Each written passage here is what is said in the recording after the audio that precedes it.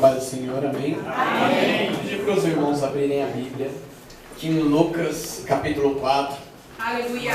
Espírito Santo, Deus, vai falar conosco. Deixa eu dar uma olhada.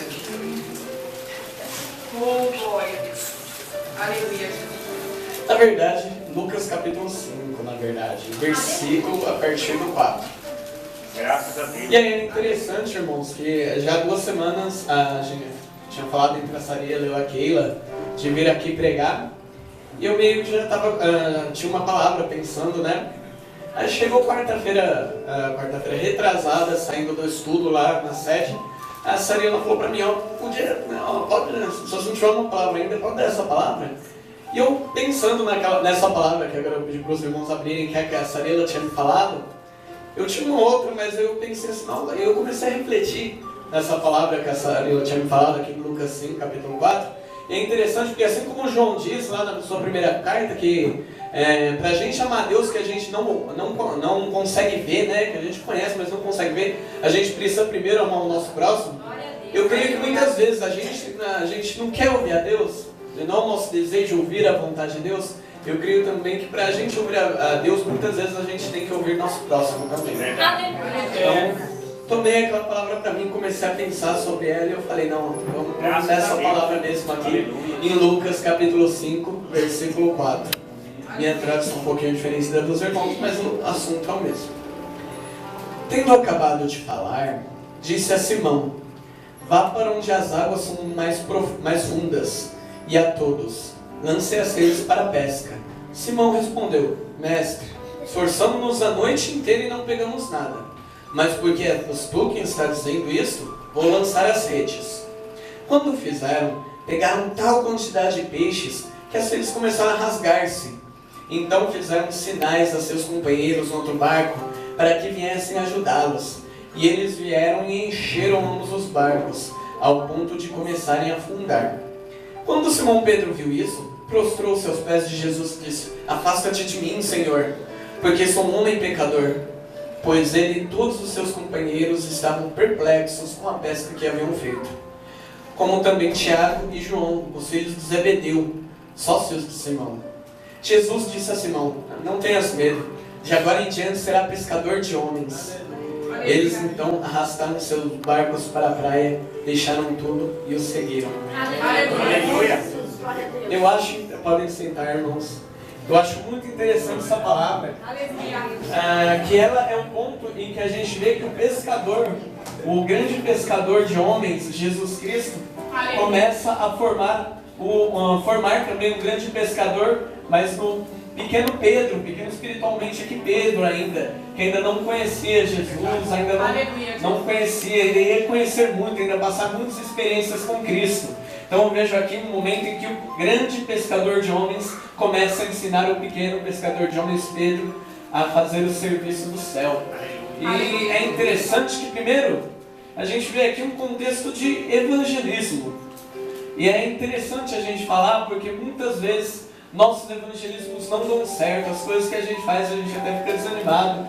E tem umas coisas aqui que a gente pode aprender, que eu aprendi, interessantes, sobre falar a palavra de Deus para os nossos irmãos, para falar a palavra de Deus para aqueles que ainda não conhecem. Aleluia. É interessante a gente ver aqui que Pedro, ele apesar de ele não era judeu de nascimento, ele morava na Galileia, ele não morava na Judeia, que é onde estavam a grande maioria dos judeus, apesar de provavelmente conhecer, porque até os samaritanos conheciam que havia de vir o Cristo.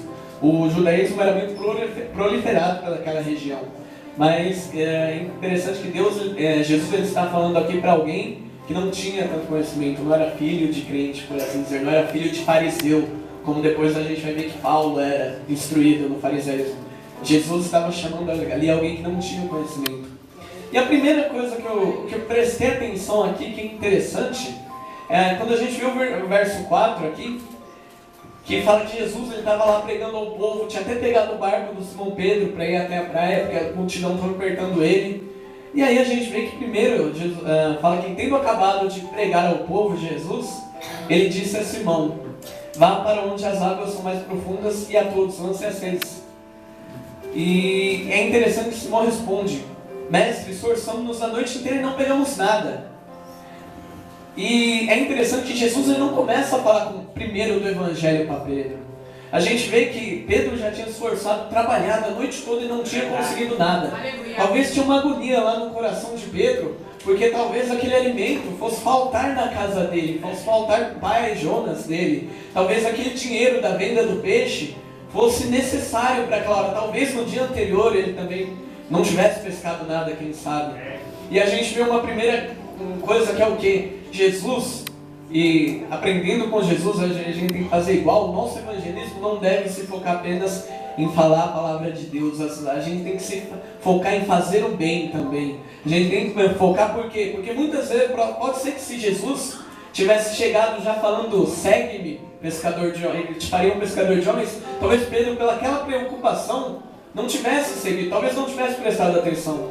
Não sei se os irmãos já tiveram aquela preocupação tão forte em sua mente, que uma pessoa, seu amigo, vem falar com você e você fala, aí continua falando uma novidade, você, verdade, não sei o que, você não está prestando atenção por causa daquela preocupação.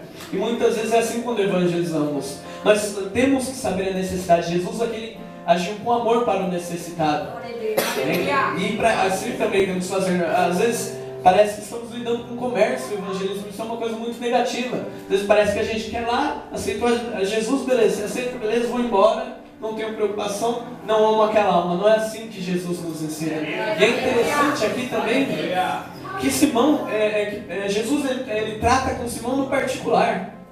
Porque Jesus já tinha pregado a toda uma multidão. Talvez a gente pensar, preguei, então não preciso falar diretamente com o irmão que está sentado ali na cadeira. Eu preguei, todo mundo entendeu a palavra, mas Jesus não. Jesus ele falou para todos, mas ele tinha que tratar especialmente ali com Pedro. Ele foi até Pedro, porque ele precisava tratar especialmente ali com Pedro. Assim temos que ser nós também. Não podemos pensar no geral, temos que pensar em cada um como ele é, irmão. Outra coisa interessante aqui que a gente vê um pouquinho mais para frente, Jesus chama Pedro de uma forma que Pedro entendesse. É interessante que Jesus ele chama Pedro de pescador de homens. Qual era a profissão de Pedro? Pescador. E é interessante que a mesma coisa acontece com todos os demais servos da Bíblia. Quando a gente vê Davi o que ele era?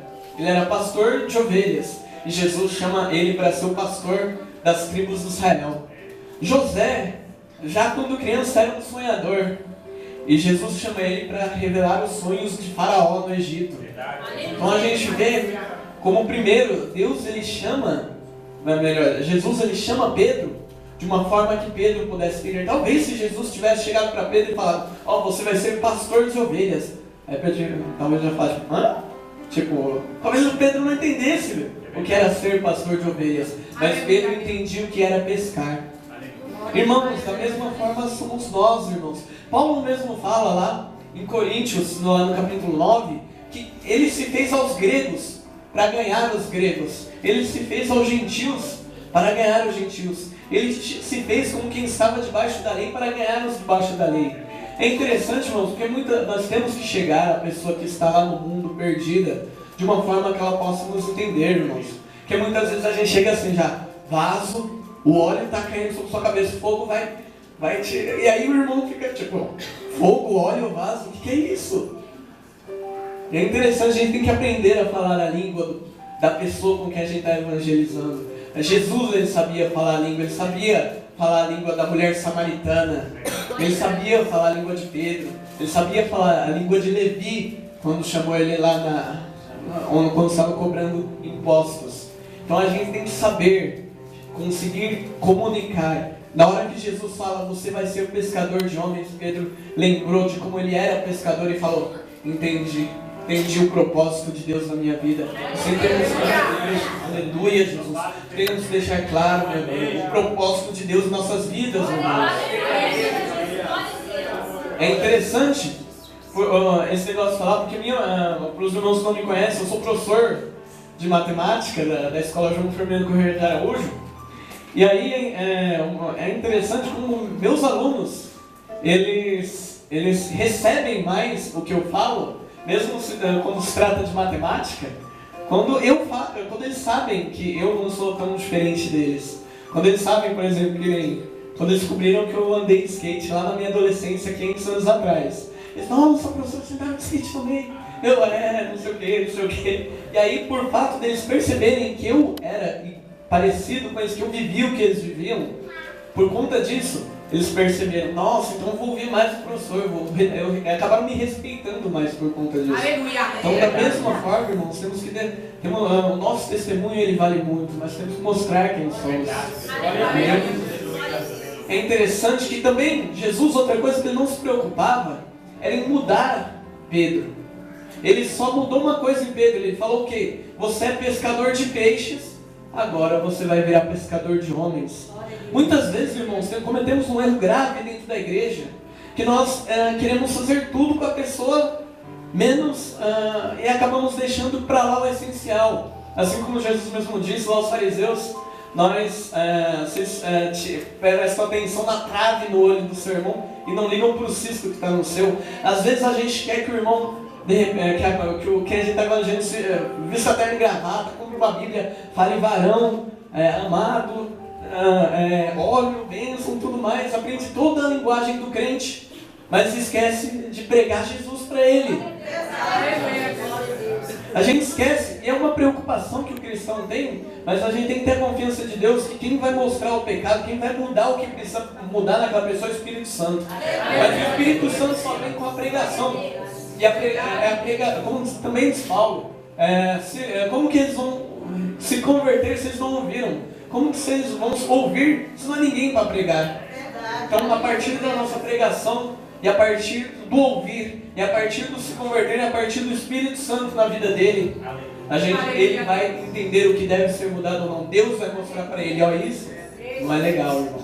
Ou então, ó, isso daí você pode continuar fazendo, porque isso não tem nada demais.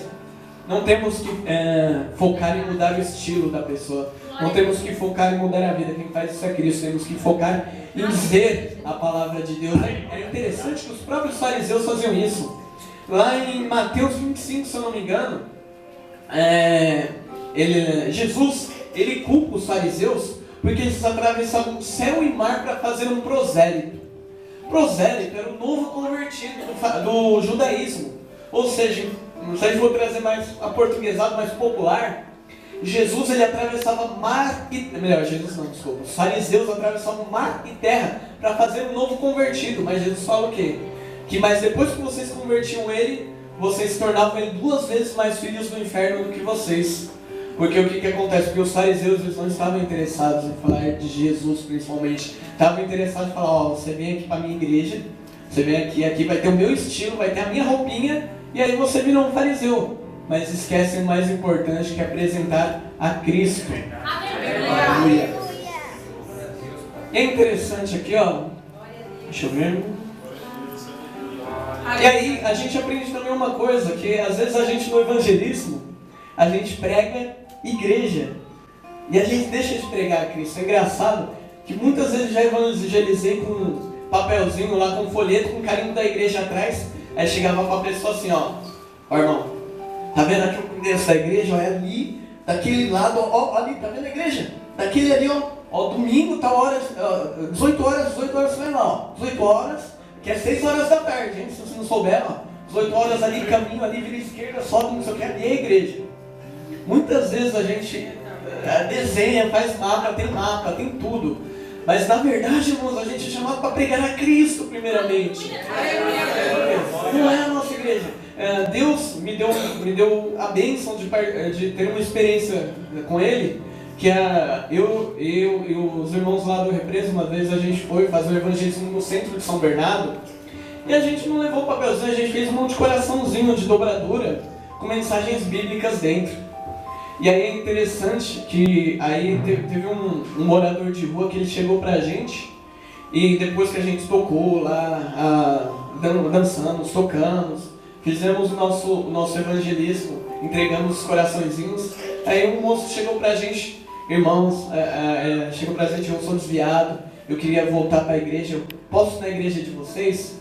A gente estava perto da Universal e a gente falou, vai naquela igreja ali que o Deus é o mesmo.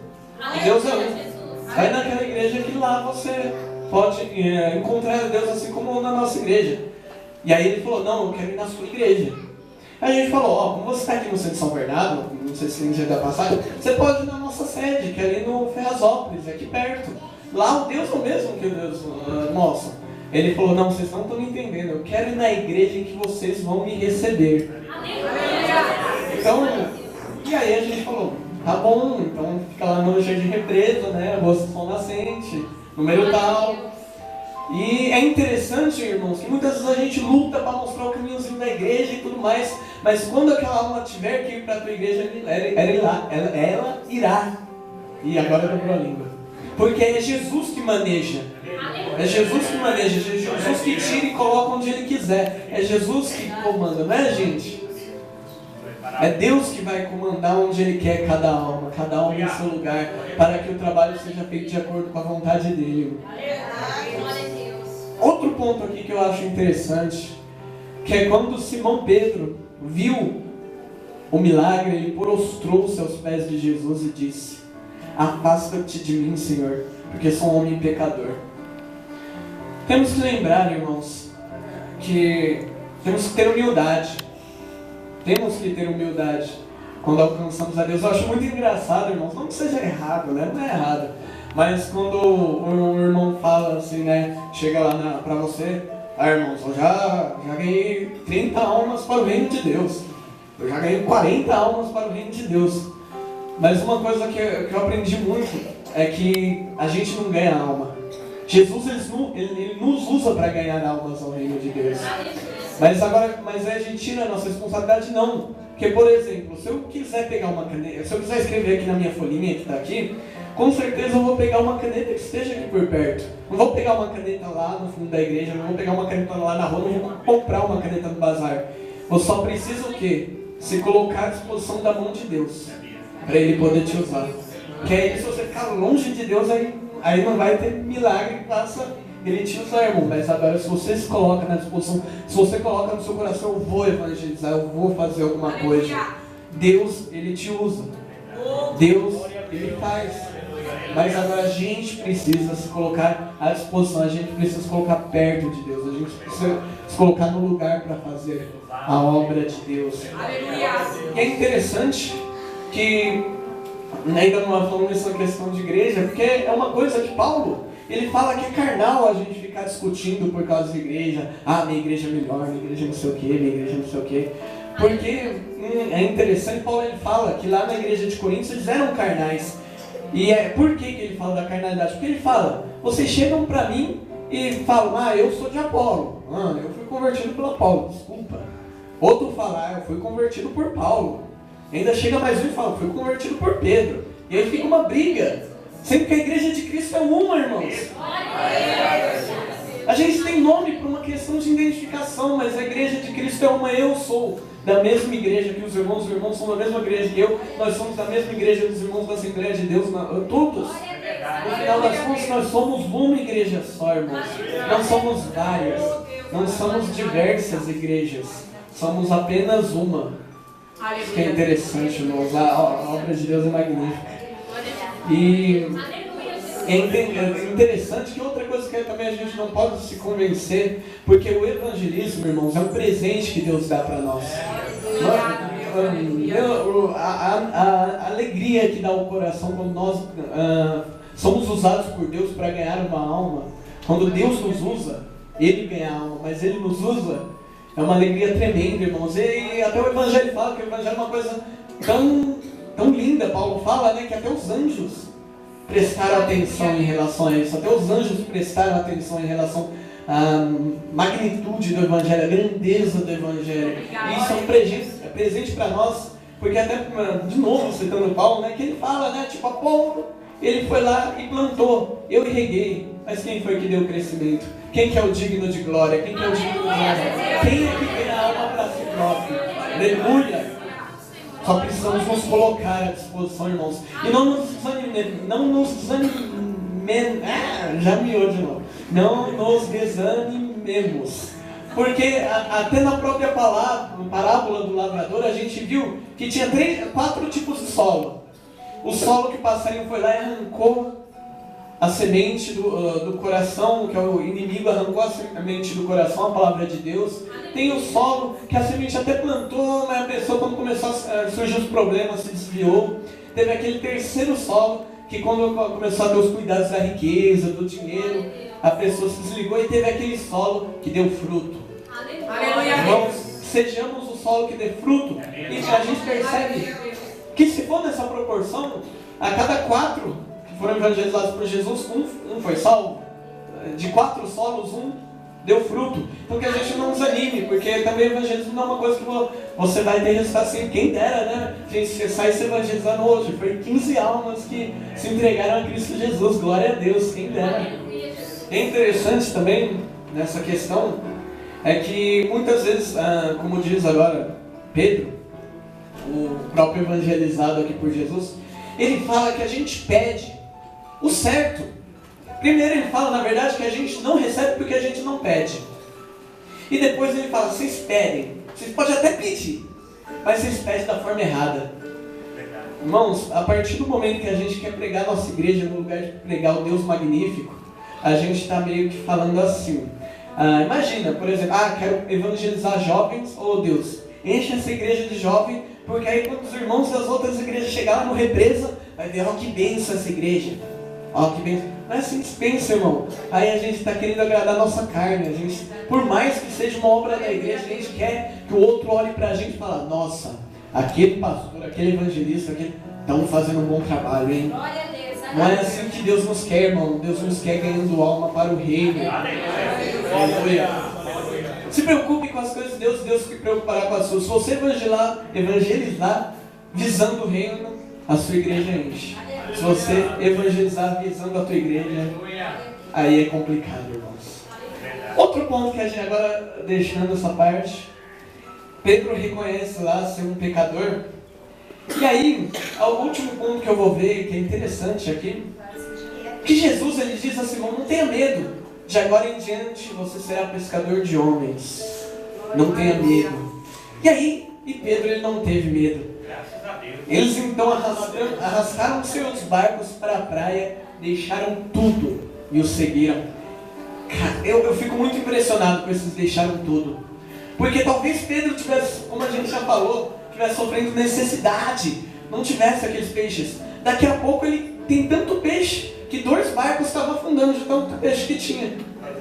Cara, eu até pesquisei o quilo do peixe para ter uma noção de quanto dinheiro ele ia ganhar com a venda daquele tanto de peixe. Com certeza o barco, não sei a medida do barco, o peixe na época custava outra coisa, com certeza. Mas acredito que aquele dinheiro que o Pedro e João e o Zebedeu e Jonas, pai de Pedro, iam ganhar com aqueles peixes, ia ser um dinheiro grande. Talvez eles podiam comprar aquela coisa que eles estavam sonhando, talvez eles podiam, sei lá, tirar umas férias, né, de pescar, quem sabe. E eu percebi que as bênçãos de Deus, elas servem primordialmente para mostrar que Deus, ele é Deus em nossas vidas. Pedro, ele recebeu a bênção. É engraçado, imagine você, irmão, daqui a pouco você chega lá no seu trabalho e teu chefe te fala, você hoje, esse mês você trabalhou demais. Eu falei com o meu chefe aqui, eu vou te dar de bonificação R$5.000. Aí você, se fosse que nem Pedro, aí falar, deixa esses R$5.000 para lá, porque isso daqui é uma bênção de Deus. Nossa, Deus glorificou em minha vida, meu pai vai pagar suas dívidas e eu vou servir a Ele. Porque ele viu a bênção, ele podia ter ficado em casa, ele podia ter gastado o dinheiro daqueles peixes, mas não, ele resolveu seguir Jesus.